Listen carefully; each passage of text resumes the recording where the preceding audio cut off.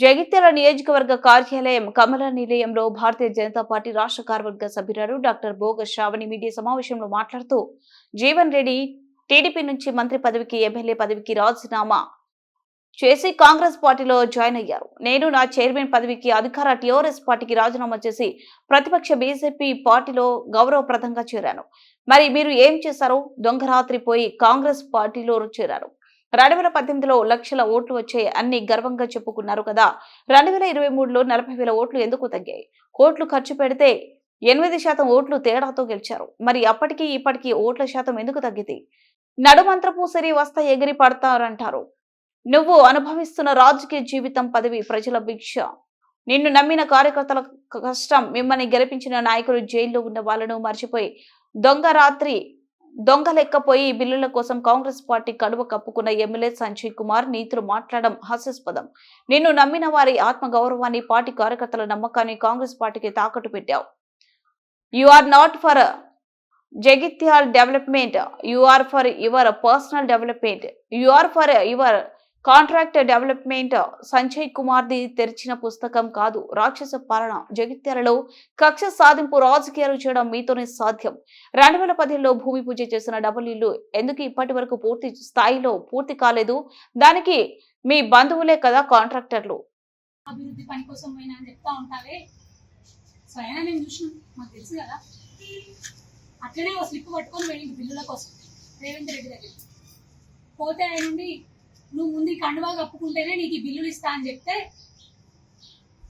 పాపం పెద్ద మనుషులు కొంతమంది నమ్మిన వ్యక్తులు ఉన్నారు కదా జైల్లో ఉన్న, వాళ్ళని వదిలేసి వాళ్ళ గురించి మర్చిపోయి కార్యకర్తలు జెండాలు పట్టుకొని తిరిగింది. ఈయన కోసం కష్టం తినక తిండి తిప్పలు లేక కష్టపడి ఉన్నారు. వాళ్ళని మర్చిపోయి రాత్రి దొంగలాగా పోయి జాయిన్ అయినావు కూడా మాట్లాడతారు.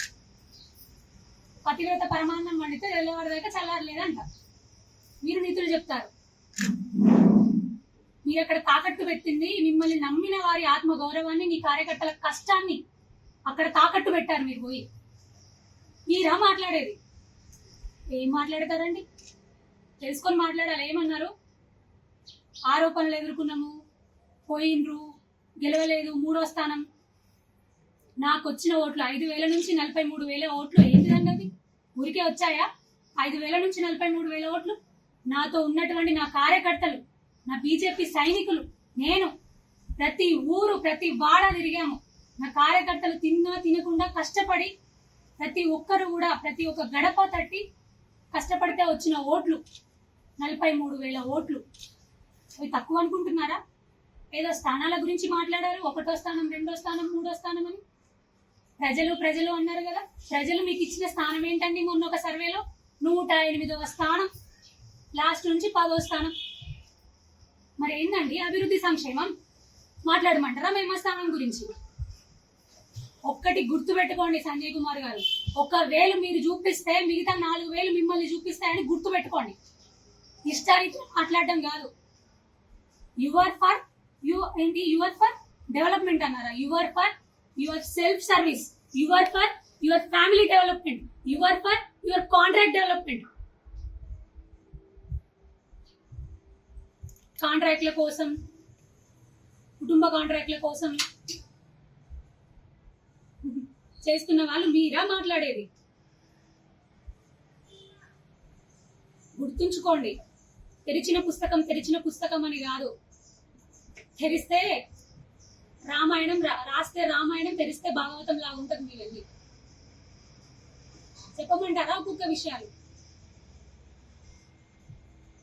ఒళ్ళు దగ్గర పెట్టుకొని మాట్లాడండి. నిజంగా దమ్ముంటే, మీకంత దమ్ముంటే, మీకంత ధైర్యం ఉంటే, మీ పార్టీకి నేను వెళ్ళినా అభివృద్ధి కోసం వెళ్ళినా అని చెప్తున్నారు కదా. సరే, అభివృద్ధి కోసం మీరు వెళ్తే సంతోషపడతాం మేమందరం. మీరు అట్లానే అనుకుంటే గౌరవప్రదంగా వెళ్ళండి. ఇప్పటికిప్పుడు మీకంత దమ్ము ధైర్యం ఉంటే, ప్రజలు నన్ను నిజంగా నమ్ముతున్నారని మీరు అనుకుంటే, ఇప్పటికిప్పుడు మీరు రాజీనామా చేసి బయటికి రండి ఎమ్మెల్యే పదవికి. మీరు మరి అంతకు ముందున్న పార్టీ నుంచి టికెట్ తెచ్చుకుంటారా, లేకపోతే ఇప్పుడున్న పార్టీ నుంచి టికెట్ తెచ్చుకుంటారా, లేకపోతే ఉమ్మడిగా తెచ్చుకుంటారా? ఎట్లయినా తెచ్చుకోండి టికెట్. నేను కూడా బీజేపీ పార్టీ నుంచి టికెట్ తెచ్చుకుంటా. రండి ప్రజాక్షేత్రంలో